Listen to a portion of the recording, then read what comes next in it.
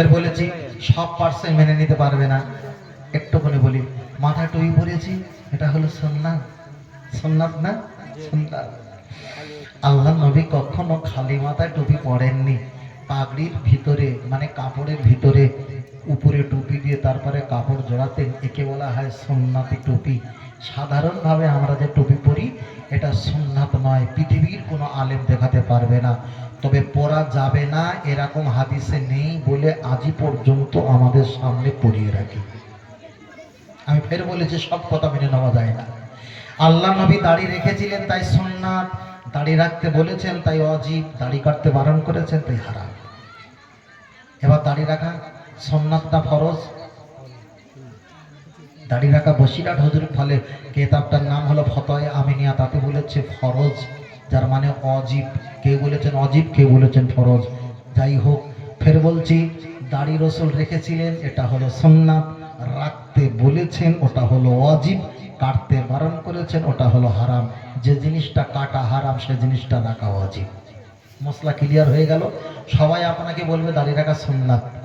জিজ্ঞেস করে কোন কেতাবে লেখা রয়েছে? তখন বললে বড় সম্বন্ধের খালাতে বোনের ভাইজির মেজো শাশুড়ির নন্দের একটা ভাজি এসেছিল, তিনি বলেছিল। আদৌ কিন্তু জীবন হাদিস পড়িনি। দাড়ি রাখা ওয়াজিব। আল্লাহ তাকিয়ে দেয়। قال النبي صلى الله عليه وسلم, আল্লাহ নবী আমার হাদিস শরীফে বললেন, লা ইয়াবকা মিনাল ইসলামি ইল্লা ইসমুহু আকামা ক্বালা আলাইহিস সালাম। নবী আমার হাদিস শরীফে বললেন, তাম পৃথিবীর শহরে নগরে পাড়ায় পাড়ায় গ্রামে গঞ্জে খানকা ঈদগাহ মুক্ত মসজিদ মাদ্রাসায় ইসলাম পৌঁছে যাবে, ইসলাম পৌঁছে যাবে। ইল্লা ইসমু, নামে ইসলাম পৌঁছে যাবে কিন্তু তাদের ভিতরে ঈমান পাওয়া যাবে না। আমার বক্তব্য যেন কি নেগেটিভ মনে করবেন না আর পজিটিভ মনে করবেন না। যেটা ভালো সেটা নেবেন, যেটা ভালো হবে না সেটা ছেড়ে দেবেন। চলে আল্লাহ নবী আমার হাদিস শরীফে বললেন, সেই জামানায় আখিরি জামানায় দেখতে পাওয়া যাবে বালহুম ইউসাল্লুনা, ওরা নামাজ পড়বে, ওয়ায়াসুবুনা, ওরা রোজা রাখবে, ওয়ায়াহুদ্দুনা, ওরা হজ করবে, আনা বারিউম মিনহুম হুম বারিউনা মিন্নি, তবে কিয়ামতের দিন আমি রাসূল ওদের হব না, ওরা আমার কাছে আসতে পারবে না। আল্লাহ নবীকে জিজ্ঞাসা করলেন, হুজুর ওরা নামাজ পড়বে, রোজা রাখবে, হজ করবে, আপনি তাদের হবেন না, তারা আপনার হবে না, কারণটা কি? আল্লাহ নবী বললেন, ওদের ভিতরে পৃথিবীর হাজার ইবাদত থাকবে কিন্তু থাকবো না আমি, থাকবো না আমি। আল্লাহর হুকুম বাদ দিলে গুনাহ হয়, নবীর হুকুমকে অপমান করলে গুনাহ হয় না, ঈমান যায়। আপনি এশার নামাজ পড়েননি, 2 লক্ষ কোটি বছর জাহান্নামে থাকতে পারেন। হুকুকুল্লাহ, আল্লাহর হক চাইলে আল্লাহ ক্ষমা করে দিতে পারেন, কিন্তু নবী আনা মাহফিলে কেউ যদি হিংসা করে, ফুরফুরা দাদা পীর রহমাতুল্লাহ বলেছেন, বসিরহাট আল্লামা হুজুর লিখেছেন, কিতাবটার নাম হলো কলেমাতুল কুফুর। ওই কিতাবে লেখা আছে, নবী আনা মাহফিলে হিংসা করলে ওই ব্যক্তিটা পৃথিবীর মানুষ মুসলমান বলবে, আল্লাহর খাতায় বেঈমান আর কাফের লেখাই থাকবে।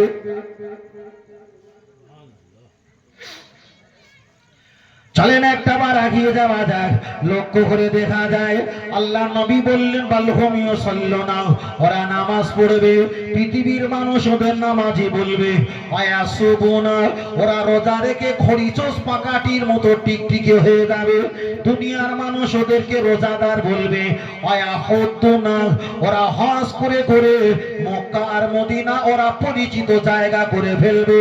আল্লাহ নবী বললেন, ওদেরকে হাজী বলবে। আল্লাহ নবী পরে বললেন, আনা বারিউম মিনহুম হুম বারিউনা মিন্নি, তবে কিয়ামতের ময়দানে ওরা আমার কাছে আসার অধিকার থাকবে না, আমি নবী ওদের কাছে যাবার অধিকার থাকবে না। তাহলে নবীর কাছে যদি কেউ না আসতে পারে, নবী যদি তাদের কাছে যেতে না পারে, তাহলে তার পরিস্থিতি কেমন? আল্লাহ নবী জানিয়ে দিয়েছেন, মানা আসানি, কেউ যদি আমাকে সরিয়ে দেয়, ফাকাদ আসাল্লাহ, আমার আল্লাহ পাক তাকে তাকে হটিয়ে দেবে, সরিয়ে দেবে। মানা আতানি, কেউ যদি আমাকে ভালোবাসে, ইত্তেবা করে, ফাকাদ আতাল্লাহ, ওই ইত্তেবা ভালোবাসা আমার আল্লাহ পাকের হয়ে যাবে। তাহলে আল্লাহ মানলে নবী মানা নয়, নবীকে মানলে আল্লাহকে মানা হয়। তাহলে কেউ যদি নবিয়ানা মাহফিলকে গাদ্দারি আর সমালোচনা যদি করে, রাসূল বলেছেন মান আসানি, আমার প্রতি শত্রুতা করলে, ফাকাদ আসাল্লাহ, আমার আল্লাহ তাদের প্রতি শত্রুতা করবেই করবে।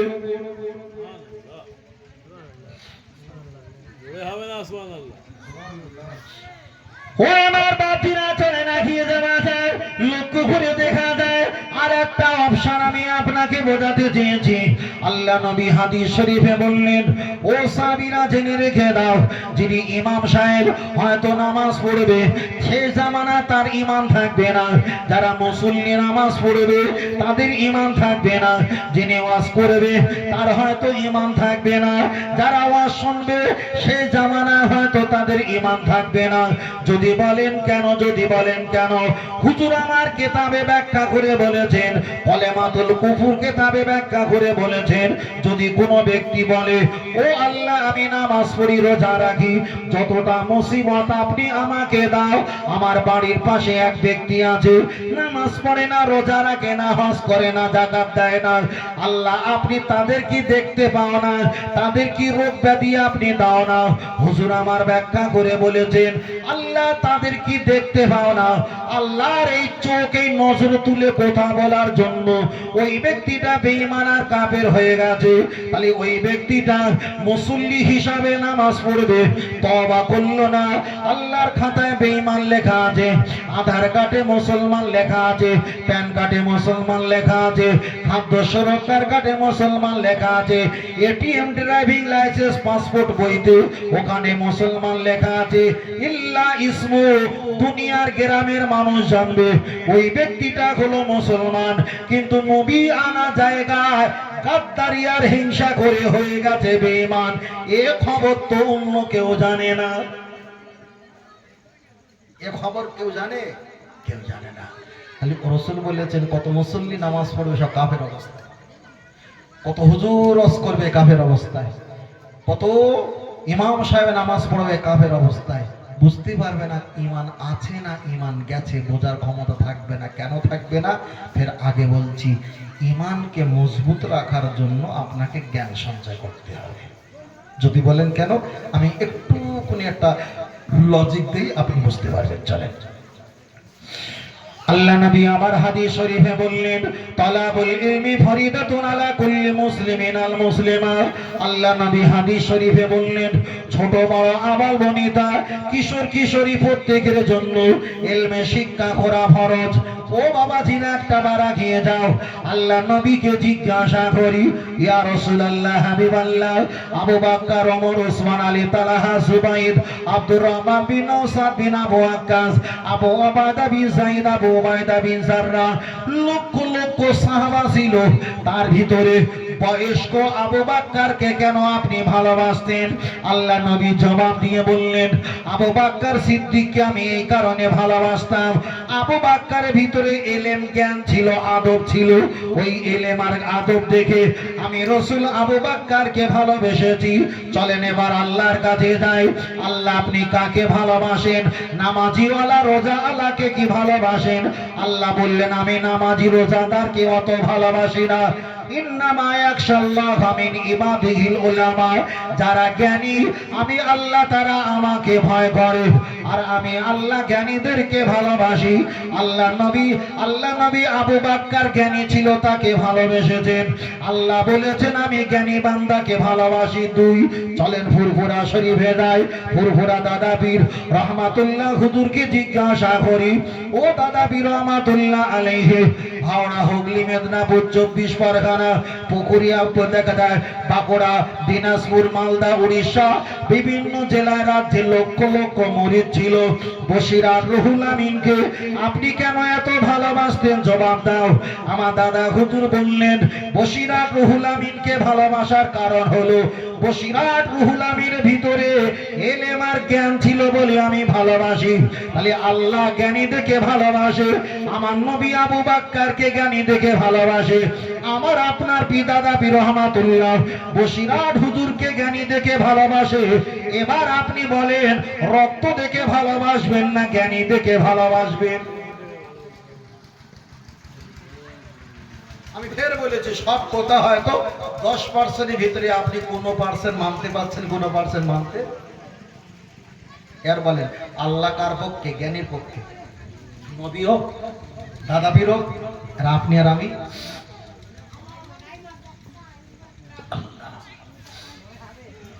ও আমার বাতিনা, চলেন একটা বার আগিয়ে যাওয়া যায়।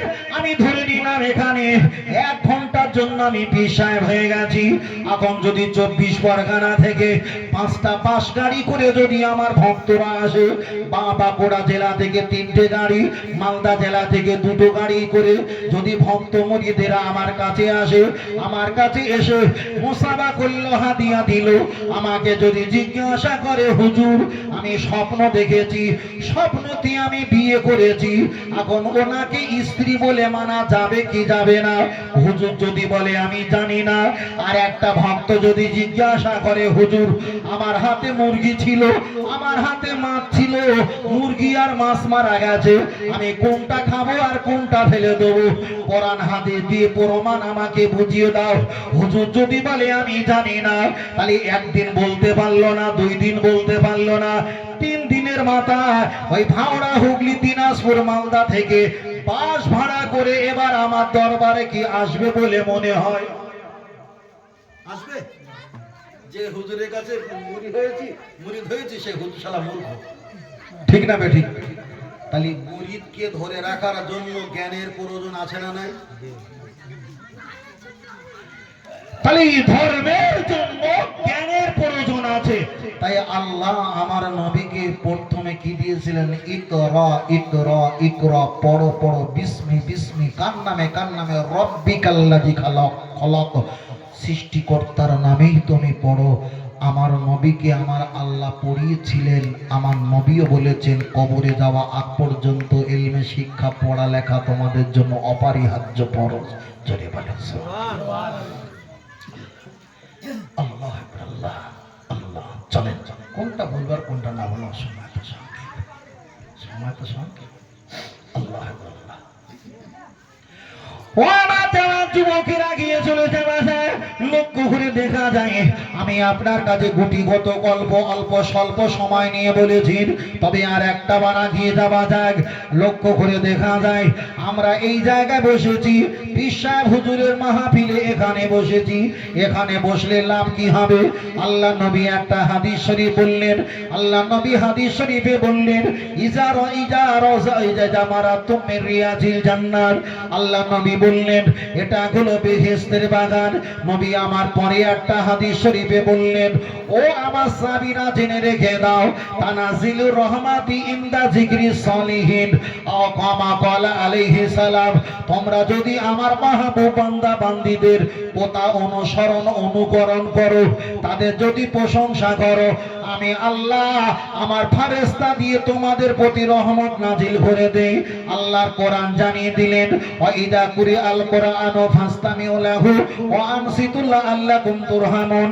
আল্লাহর কোরআন তেলাওয়াত করলে আমার আল্লাহ রহমত নাজিল করে দেয়। আল্লাহর নবী বলেছেন তানাজিলুর রহমাতি ইনদা যিকরি সলিহিন, যারা নেককার আবেদা বেদা জাকিরিন জাকিরা ওলি আউলিয়া এদের কথা আলোচনা করলে আমার আল্লাহ রহমত নাজিল করে দেয়। জোরে বলেন সুবহানাল্লাহ।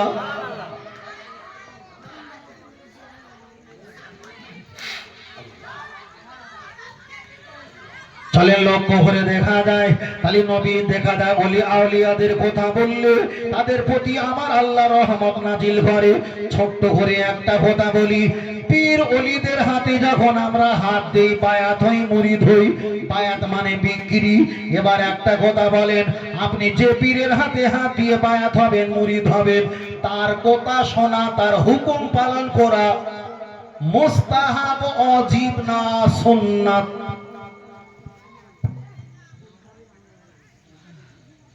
ধরো আপনার পীর আছে, আপনার পীর দুনিয়াতে হায়াতে আছে, এখন পীর সাহেব বলেছে কোচি কালকে আসতে হবে। এখন এই আশাটা মোস্তাহাব ভালো না সুন্নাত নবিয়ানা সুন্নাত না ওয়াজিব মানে ফরজের কাছাকাছি?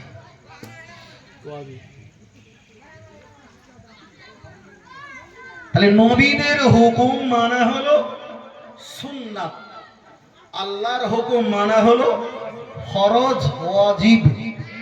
কিন্তু আখিরি জামানার নবীর উম্মত যারা নেককার জাকিরিন জাকেরা আবেদা আবেদা খোদা ভীরুতার নৈকট্য প্রাপ্তকারী যারা হবে তাদের হাতে হাতে ভাত দিয়ে বায়াত হলে তাদের হুকুম মান্যতা করাটা এটা অজিব। যদি বলেন কেন, আমরা যারা হজ পাকে চলে যায় সাফওয়া মারওয়া পাহাড় দৌড়াদৌড়ি করে না শরিয়াতের মাসলার ফতোয়া হলো নামাজের জন্য দৌড়াদৌড়ি করা মাকরুহ। নামাজের জন্য আপনার 1 রেখা ছেড়ে যায় যাক, 2 রেখা যায় যাক, 3 রেখা যায় যাক, শেষ বৈঠকে বসলে আপনি ফরজ নামাজের জামাতে সওয়াব পেয়ে যাবেন। কিন্তু নামাজের জন্য দৌড়াদৌড়ি করা মাকরুহ, চলবে না। কিন্তু শরিয়াতের মাসলা হলো মক্কা শরীফে যখন চলে যাবেন তখন সাফওয়া মারওয়া পাহাড় সেখানে দৌড়াদৌড়ি করতে হয়, দৌড়াতে হয়, ছুটতে হয়, কখনো ধরে কখনো আসতে। এবার আপনি হয়তো বলবেন হুজুর এই মানুষগুলো তো দৌড়ায় না, জোরে জোরে হেঁটে হেঁটে যাচ্ছে। এরা দৌড়ায় না, জোরে জোরে হেঁটে হেঁটে যাচ্ছে হয়তো ভারী মানুষ, আর যারা দৌড়ায় না তারা হয়তো হক আদায় করছে না। কিন্তু জানে ওই দৌড়ানোটা ওয়াজিব, হজের গাইড বইতে আসছে। তাহলে নামাজে যদি ওয়াজিব ছেড়ে দেয় নামাজ হবে না, হজে যদি কোনো ওয়াজিব ছেড়ে দেয় হজ হবে না। ওই জন্য 100-র ভিতরে 90% মানুষের হজ কবুল হবে না যদি ওখানে না দৌড়ায়। যদি বাদনামো করে মোবাইল ধরে ভিডিও কল করতে যায়, দেখো আমি সাফওয়া পাহাড়ের তলায় এসেছি, ও যদি না দৌড়ানো অজিব ছেড়ে গেলেই হজ হবে। 1 হাত সেলাই করতে গিয়ে 5 হাত ছেড়ে যাচ্ছে। ওই জন্য জ্ঞানী হওয়া, আলেম হওয়া প্রয়োজন। চলে সাফওয়া মারওয়া পাহাড় আমি আপনার কাছে বোঝাতে চেয়েছি, আল্লাহর কোরআন জানিয়ে দিলেন ইন্না সাফাল মারওয়াতা মিন শাইরিল্লাহ। সাফওয়া মারওয়া পাহাড় আল্লাহ কোরআনে বর্ণনা দিয়েছেন কিয়ামতের দিনে নেকি বদি ওজন করানোর জন্য পাল্লা বানানো হবে। আম্মাদার মা হাজরা আলাইহিস সালাম ওই যা সাফওয়া মারওয়া পাহাড় বাচ্চার পানির জন্য দৌড়াদৌড়ি ছোটাছুটি করেছিলেন, আল্লাহ ওই দৌড়াদৌড়িটা পছন্দ করে উম্মতি মুহাম্মাদের জন্য আল্লাহ ওয়াজিব করে দিয়েছেন। আম্মাদার মা হাজরা আলাইহিস সালাম উনি নবী নয়, রাসূল নয়।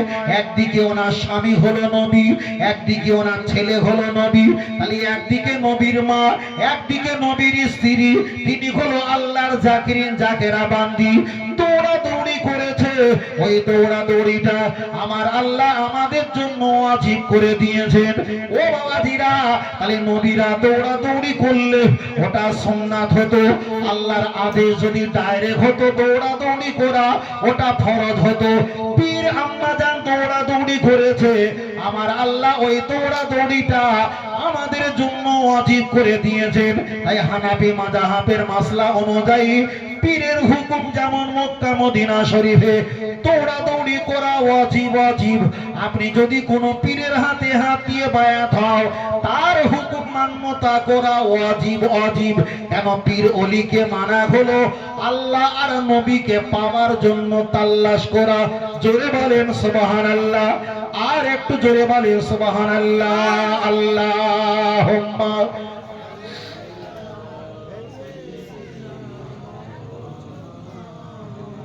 وعلى آل سيدنا সাল্লাল্লাহু আলাইহি ওয়াসাল্লাম। চলেন ছোট ছোট করে বলছি। এবার বলেন ফুরফুরা দরবার শরীফ দাদা পীর রহমাতুল্লাহ আলাইহি উনি যখন রাস্তা দিয়ে যেতেন, বাংলাদেশের ঘটনাটা বারবার পড়ে যে হুজুর পালকে নামাতে বললেন, বাবা নামাও, এখানে একজন আল্লাহর ওলির কবর আছে। এবার শুনেছি না? আচ্ছা, এর ভিতরে একটা কারিগীতি আছে, কারিগীতিটা খুলে বলি, 1 মিনিট সময় দেবে, কারিগীতিটা খুলে বলি। যারা তরিকা মশ করে আমাদের সিলসিলা হলো প্রথমে চিস্তিয়া তরিকা দেয়। চিস্তিয়া তরিকা যারা তরিকা মাস করে 10টা লতিফা কমপ্লিট হলে একটা তরিকা হয়। আবার যখন আর একটা তরিকায় যাবে সেখানে 10টা লতিফা কমপ্লিট হলে আর একটা তরিকা হয়, দুটো তরিকা হয়ে যায়। লতিফা মানে কি? লতিফা মানে হয়তো লতিফা মানে হলো এটা, আপনি খাজা মাইনুদ্দিন চিশতি রহমাতুল্লাহ আলাইহি, তিনি চিশতিয়া তরিকার আমির, আপনি তানার নামে জপ জিকির করছেন আল্লাহর নামে, তানার দিদার যদি 10 বার দিদার হয় তাহলে 10টা লতিফা, 10 বার দিদার হলে 10টা লতিফা মানে একটা তরিকা মাস হয়ে গেল। বাহদ্দিন নাকশবন্দ রহমাতুল্লাহ আলাইহি, মুজাদ্দিদ আল ফিসানি, এদের যদি তরিকাতে যখন সবক দেবে, এদের দিদার যদি 10 বার পান তাহলে একটা তরিকা, দুটো তরিকা। এর ভিতরে শতবার নবীর দিদার হবে, এটা আলাদা। দুটো তরিকা যদি কারোর হয়েই যায়, কবরের কাছে গিয়ে আসসালামু আলাইকুম ইয়া হালাল কুবুরি বলার আগে অন্তরের চোখ দিয়ে কবরের হাল আল্লাহ দেখিয়ে দেয়। সুবহানাল্লাহ। ওই জন্য দাদাপীর রহমাতুল্লাহ আলাইহি বসিরহাট হুজুর যখন রাস্তাতে যেতেন তখন তাদের কবরের হাল দেখতে পেতেন, ওদের নামা করছি এখানে একজনের লাশ বাবার কাছে, বুঝলেন না, চেহারা আছে, ওই জন্য নামাতে বলতেন। এটা হয়তো বিষয়টা আমি সংক্ষেপ করে বলেছি, বিষয়টা খুব হাইটের আছে।